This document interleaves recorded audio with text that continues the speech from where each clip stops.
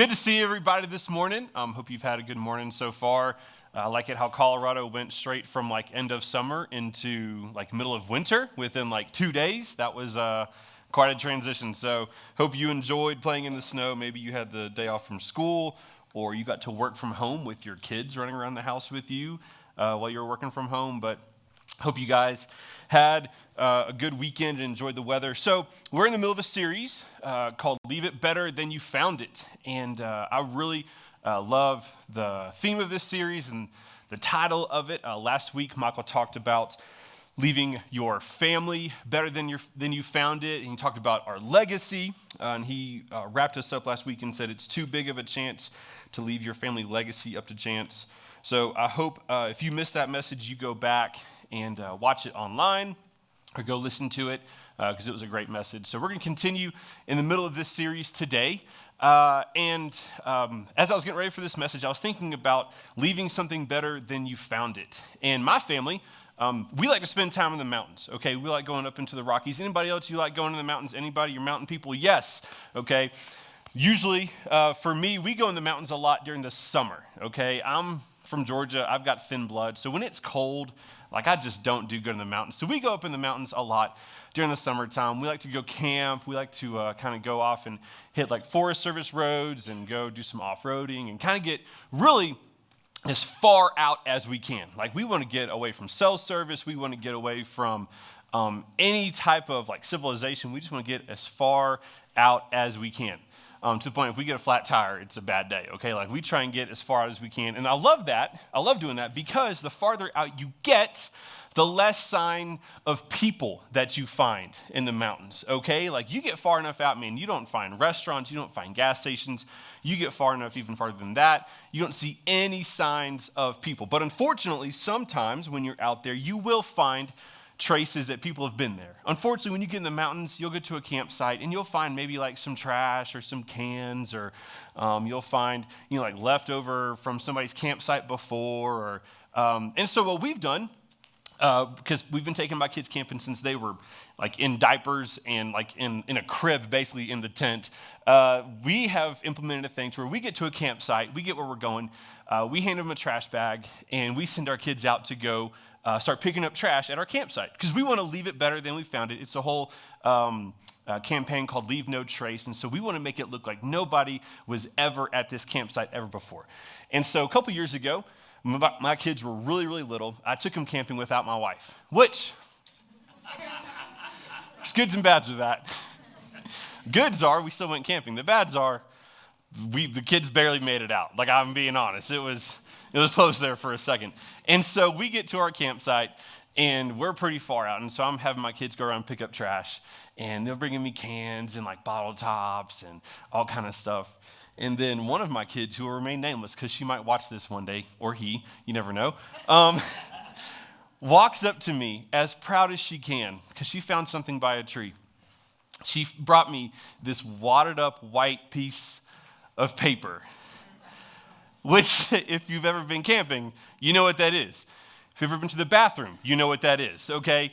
And so I was like, oh, man, that's gross. And so from now on, whenever we go camping, we give our kids gloves just in case they find something that is a little disgusting. And so we really tried to leave things better than we found it. And really, this series and this theme is so cool because it applies to so many different areas of our life.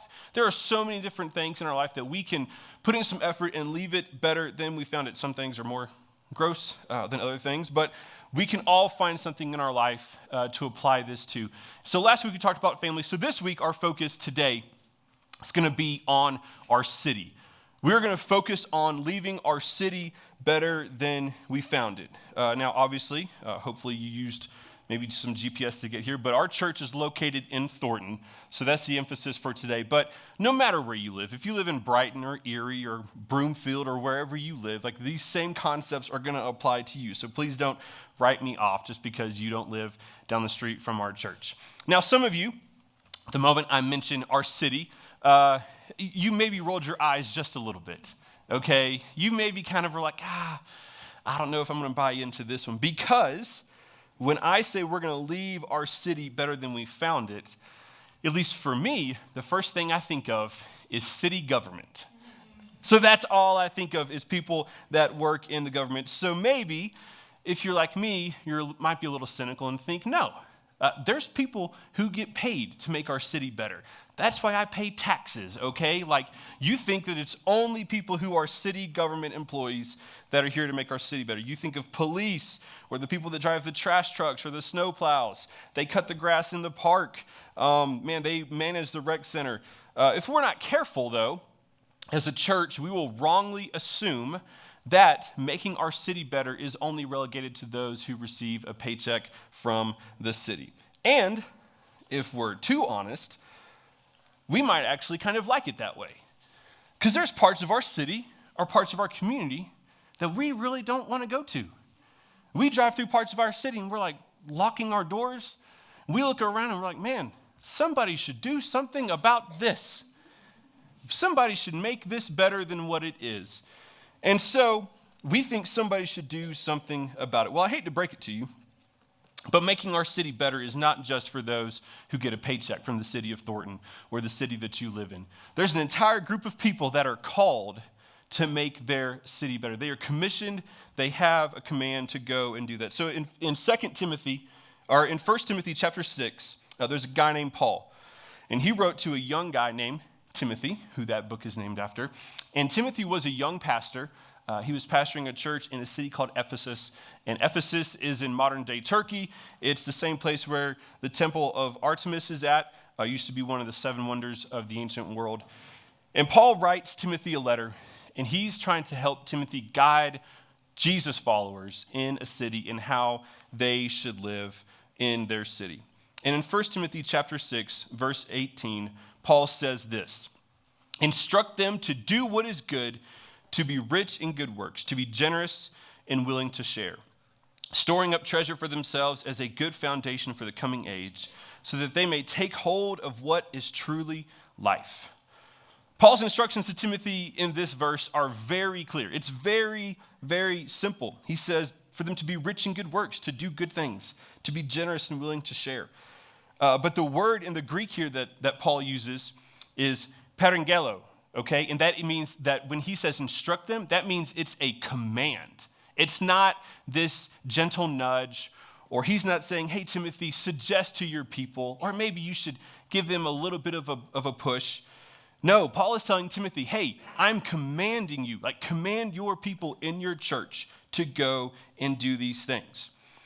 And for us, this command translates all the way to us as well, because Paul's command, speaking to Jesus followers, also applies to us nowadays. So we as a church have to ask ourselves a very difficult question. If all the Jesus followers in our city disappeared, would we even be missed? If there was no more Jesus followers in Thornton, in Erie, in Brighton, in Broomfield, would we be missed? Now, some of you, if you were raised in the church, you're having some flashbacks to this movie called Left Behind, okay? All right, and I don't know if you maybe grew up in the same way I did, okay? It's literally where like all the Christians disappeared and it was chaos and planes were falling out of the sky and it was, okay, we're not going there. But if we are commanded to be rich in good works, to be generous, are we living that out? Are we leaving our cities better than we found them? Or if all the Jesus followers left, if they were all gone, would our cities be the exact same? Would they miss us at all? Now, admittedly, this is a tough thing to think about. This is a tough command to consider for our life. And I really believe that most people here, most Jesus followers, man, we want this to be true of us. We want to do good works. We want to be generous. We want to share. But oftentimes, we don't know how to do that. We don't know what that looks like. We don't even know where to start. So to help us better understand this, we are going to rewind the clock a little bit. We're going to go into an Old Testament passage, and so we will be spending the rest of our time this morning in 2 Samuel, okay? We will be spending the rest of our time in 2 Samuel. Now, there's 2 books titled Samuel. There's 1 Samuel and 2 Samuel. If you flip all the way and find a book called Genesis, you've gone too far.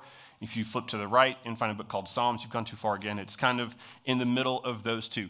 1 Samuel was written by the prophet named Samuel, okay, creative with those names back then. And then 2 Samuel actually was written by a couple of Jewish prophets because Samuel passes away at the end or in between those books. So we will be in 2 Samuel, and the book of 2 Samuel focuses mainly on the life of a guy named David. Okay, David is considered to be probably one of the greatest kings in Israel's history. He wrote a lot of the book of Psalms that we read in our Bible. He did a lot of amazing things. And so where we pick it up will be in 2 Samuel chapter 9. Where we pick it up in chapter 9, David has been king for just a few years, and it's actually kind of after a little bit of a tumultuous time in Israel's history. The king before David was a guy named Saul. If you know anything about Saul, he did not like David. All right, he tried to kill him a couple times. David was kind of a fugitive on the run. And so at this point, though, in chapter 9, Saul is dead.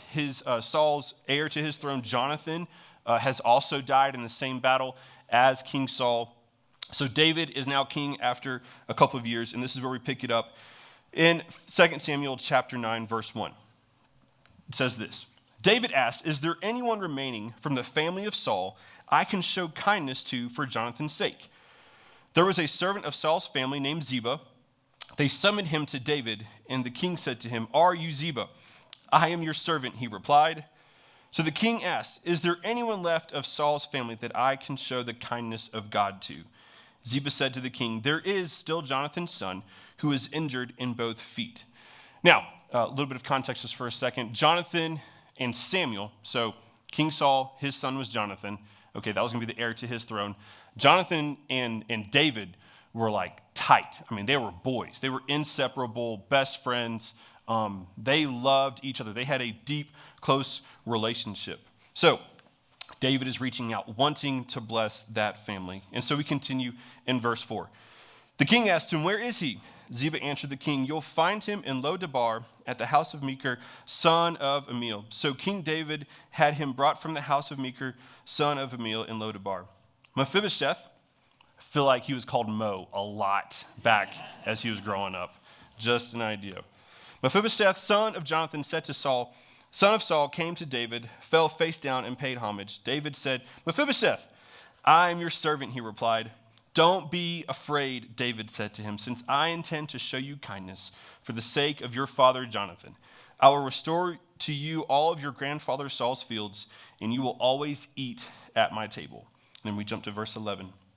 So Mephibosheth ate at David's table just like one of the king's sons.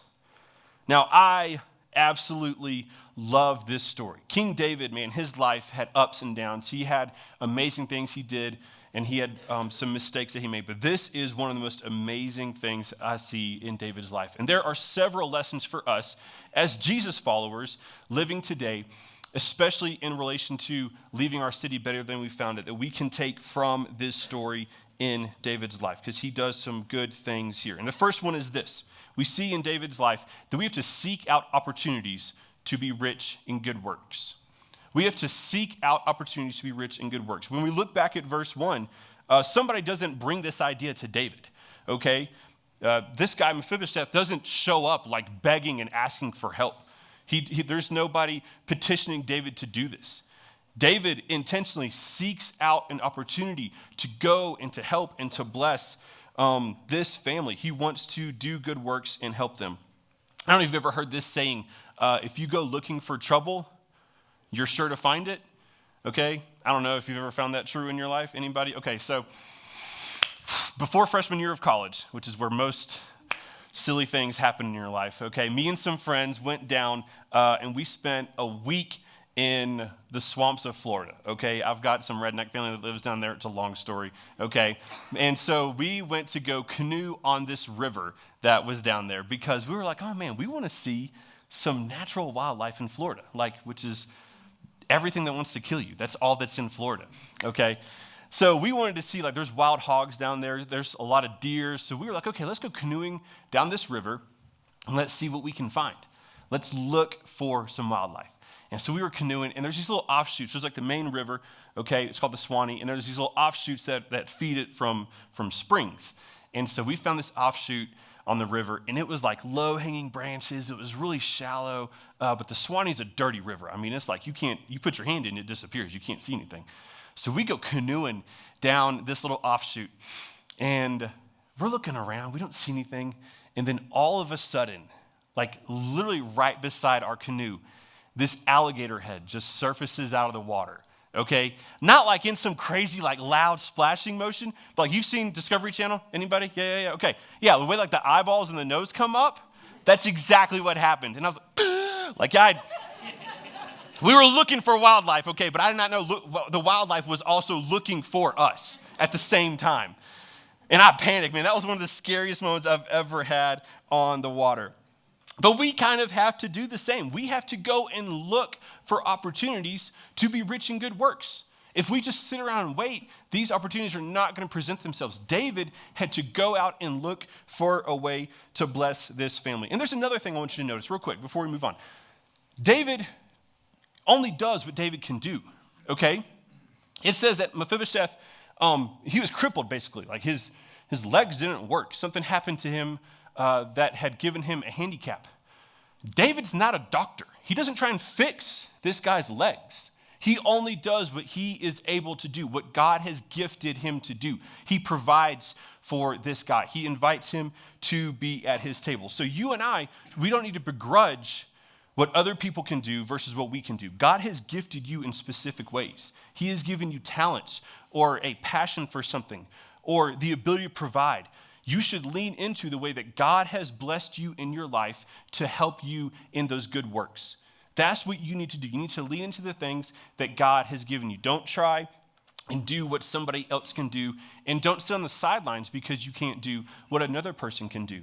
Use the gifts that God has given you to bless others and to do those good works. So that's the first thing that we see. The second thing that we see from David's story and Mephibosheth is this. Generosity cost him something.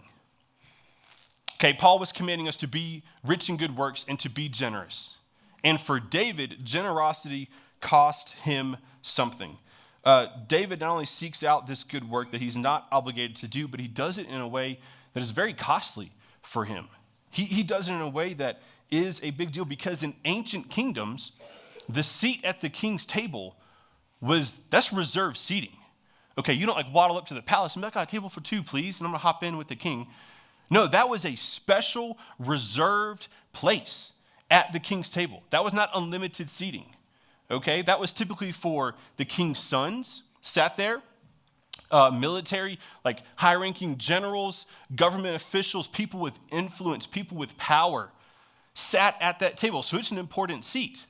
But also, they weren't eating Taco Bell at that table, okay? That was not the drive-through food of the day. That was the absolute best food from the best fields, from the best farmers. That was expensive, good food at that table. So David, it cost him something to have Mephibosheth there. And the crazy thing is, Mephibosheth couldn't repay the king. He couldn't even work to make things better at the table. There was nothing he could do to repay David. So David's generosity, the same generosity that you and I are called to have, it cost him something.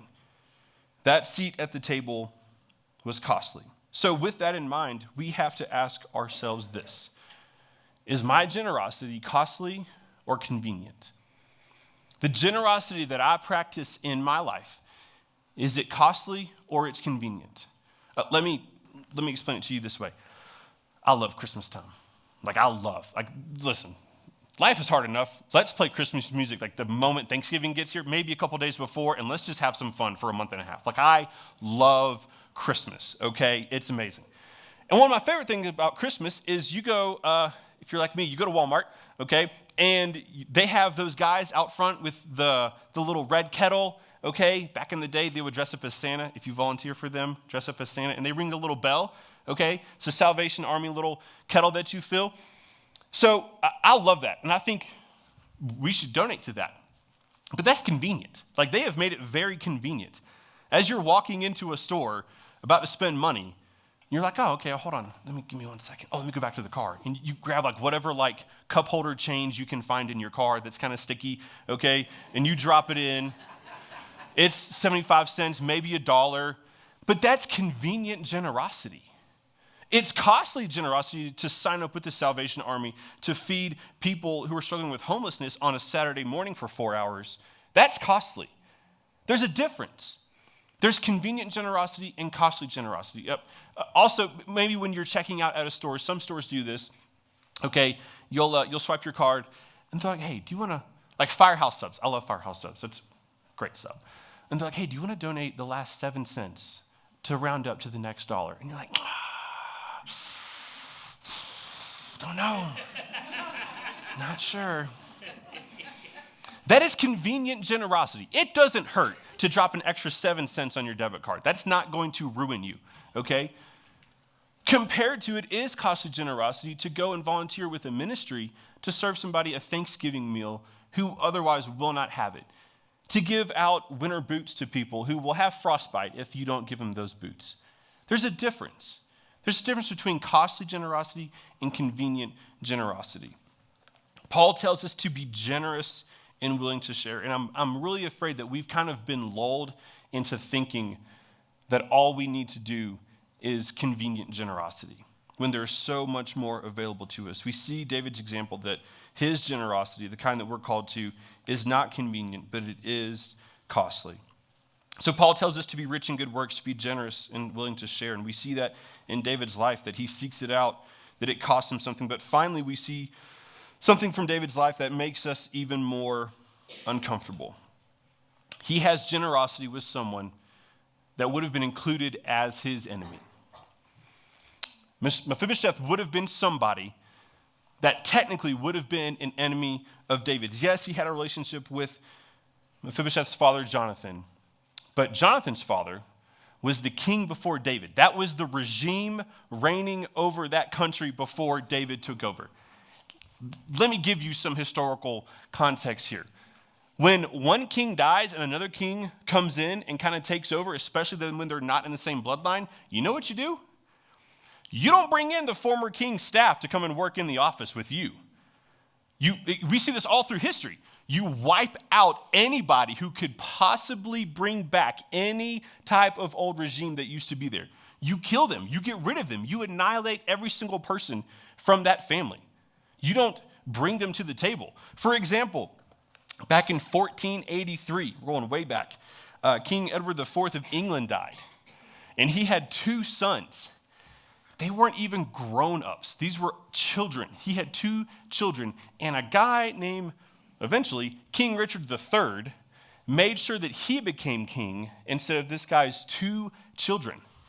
It is not common practice to bring someone to the table who had been considered an enemy. But that's exactly what David does. He treats someone with kindness and generosity that other people would have been telling him to at least exile and kick out of the country.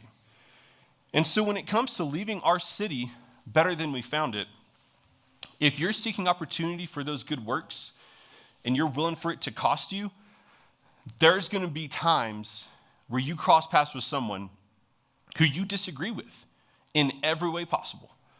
There's going to be times where you cross paths with someone who probably does not like you. It's easy for us to be generous and to be kind and to be helpful to people that we like, that hang out where we hang out, that vote the same way that we vote, that do and are interested in the same things that we're interested in.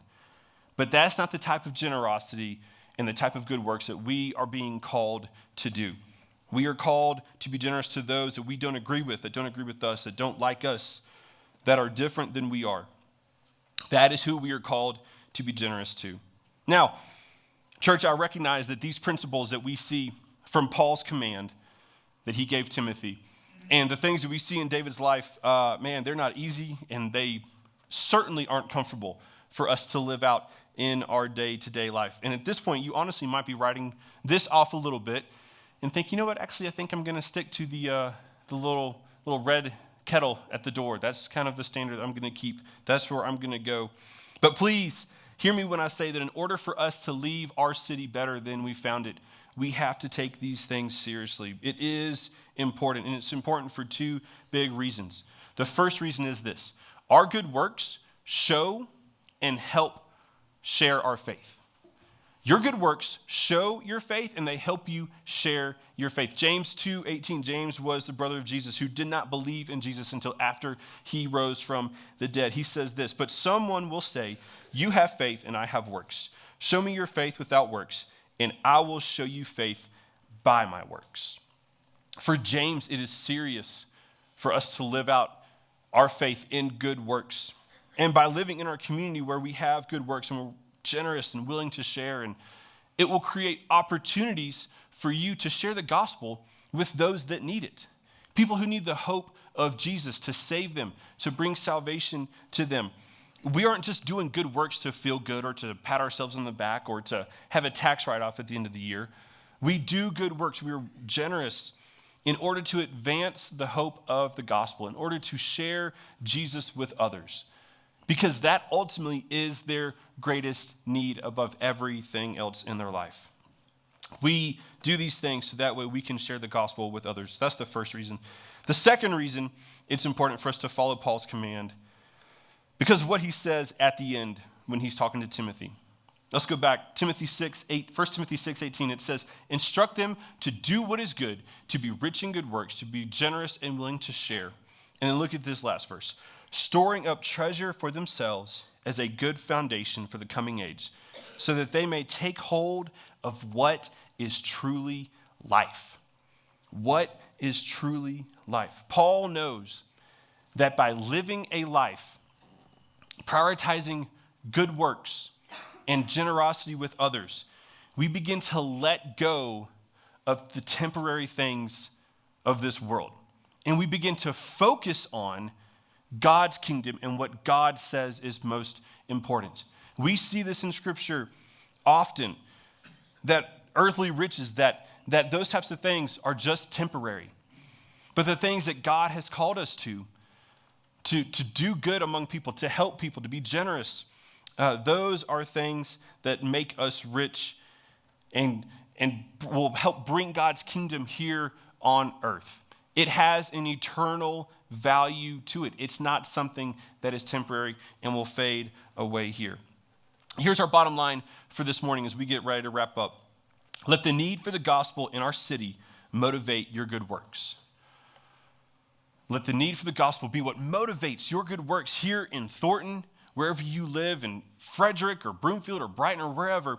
Let the gospel, the fact that people, yes, they need shoes, yes, they need food, yes, they need other things like that, but we do that. We have those good works and we are generous in order to have opportunities to tell people the hope of who Jesus is, how he can save them from their sin, how he came to this world to rescue them. Now, I don't want to give you a commissioning and leave you with a burden without any type of direction. So we already, I don't know if you noticed, but we focused our prayer time this morning on some local partners here from our church. Some ways that you can tangibly get involved to make a difference, to have good works, and to be generous here in our community. And so I just want to highlight those for just a minute. So the first one I want you to look at this morning is My Choice Resource Center. This is an organization that we've partnered with for a couple of years now.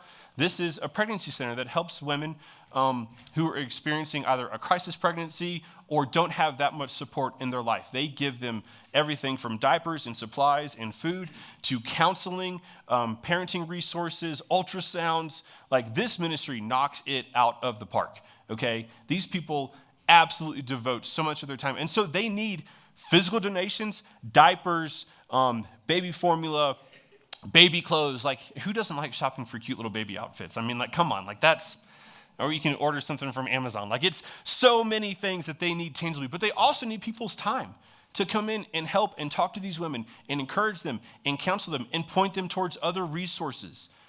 They also need financial donations. Our church partners with them in a big way, and I'm super proud of the things that we do, but they do need people to help pay or help to donate and keep the lights on. Another one that we partner with is called Recycle God's Love. We've talked about them a couple times. Our students have done a lot with them over the past few months. Recycle God's Love is a homeless outreach that does an every other month event in downtown Denver. And they don't just like throw out some boxes of food. They actually provide haircuts. They have a mobile DMV so people can get a driver's license or at least some form of ID again. They help them with hygiene and with basic first aid. They provide clothes for them. They provide food for them. And so this is an amazing ministry that needs volunteers. Typically for their events, they need anywhere from 80 to 120 volunteers to make their events happen because they have such a high influx of people that come to their ministry, okay? They meet downtown, so that's Recycle God's Love. And then like RJ talked about during prayer time, they take it to the next step. They opened a coffee shop called the Drip Cafe, and from relationships they build through their homeless outreach, they then give employment opportunities to people to get their life started back on track. They disciple them, they help them find housing, they help them have a W-2, and they help these people begin to rebuild their life and get back to some sense of normalcy while serving fantastic coffee, I must say, okay? And I'm a coffee fan. So this is just another ministry that they do. This place, man, it's the same thing. We've gone and served with them. We did some physical improvements on their buildings, but they need help as well. People to come help for their events. They do worship nights in their facility. They need just as much help as other ministries. So that's the Drip Cafe. That's part of Recycle God's Love. And then also, RJ talked about this one finally, Silence to Saved. This one, man, this one's tough because this is women and children who have been in human trafficking and have been rescued out of it and are trying to reorient themselves to the world and getting back to normal life. So there's times where they need everything from shoes and clothes for these people to getting housing set up for them, financial donations. But this is another ministry that is doing good works and is generous. And so if you feel like you have no idea where to start, or you're like, hey, like the need is too big, pick one of these ministries. Pick one of these outreach because they are doing amazing work. We've partnered with them for several years. These places exist for the gospel, ultimately. They exist for the name of Jesus to be made known. Yes, they meet those needs. They help people get their life back going. They help feed people and provide and do good works, and they're generous. But the ultimate reason is for the gospel. So if you have never surrendered your life to Jesus, the first thing, you are just in as much need as the people that they minister to. You need to surrender to him.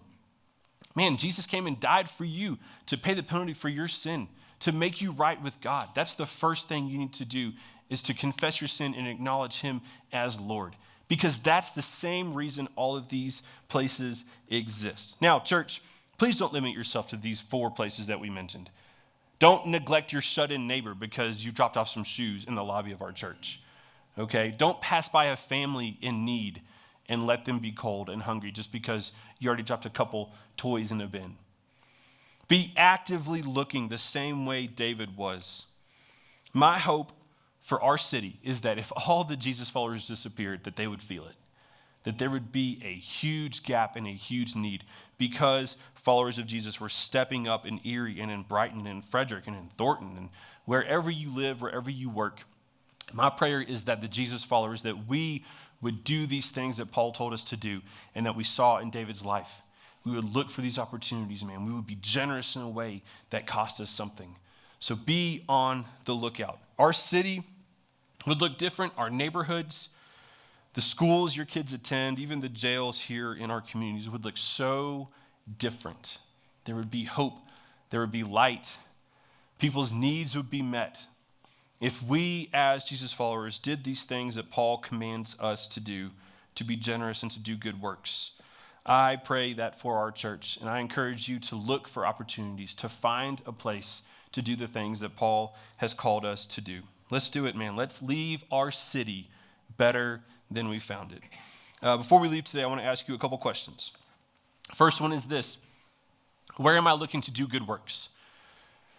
Or are you just not looking at all? It's a question to consider for yourself. Where am I looking to do good works? There's places for you to serve. But again, as we saw with David, we're all blessed in different ways, okay? If you can give financially to something to make a difference, if you can give time or resources or counseling or energy or however it is you can to help these places, where am I looking to do good work? Secondly, does my generosity cost me something? Is it costly generosity or is it convenient generosity? Does my generosity cost me anything? And then finally, who do I think doesn't deserve it? We drive around, we pass by people, we pass by places, we pass through parts of town, and we just shrug our shoulders, hit the lock button on our door, and keep going. Is there someone in your life who you would consider doesn't deserve this generosity? Because we don't deserve Jesus, and he still came to rescue us and to pay our sin debt. So who in your life do you think doesn't deserve it that maybe you should be praying for and asking God, hey, soften my heart to them because I want it to be doing what Paul commanded us to do, to be generous and to do good works. Let's pray. Jesus, thank you so much for this morning. Thank you for the example from your word and the command that Paul gave us. God, I pray that you would help us to take it to heart. God, when we're called to do good works, Lord, we wouldn't do them for ourselves. We wouldn't do them to pat ourselves in the back, God, that you would give us the right heart and the right motivation. Lord, so you're lifted high, so people know the hope of the gospel, so they know that you love them, Lord, more than anything. Jesus, please help us to look for these opportunities to do good works. God, give us the heart to share, to be generous, and to give to other people, Lord, to help in these opportunities. God, we specifically pray for these different ministries we talked about this morning. Lord, that you would bless them, God, that you would use them in huge ways. But Jesus, also give us throughout our day opportunities to do what you've called us to do good works and to be generous in everyday life where we're working, God, in our schools, in our office, in our neighborhood, places that we maybe look over and are blind to. God, help us to see the need for these things that you've called us to do. We thank you for how you love us, God. We thank you for all you've done for this day. In your name I pray. Amen.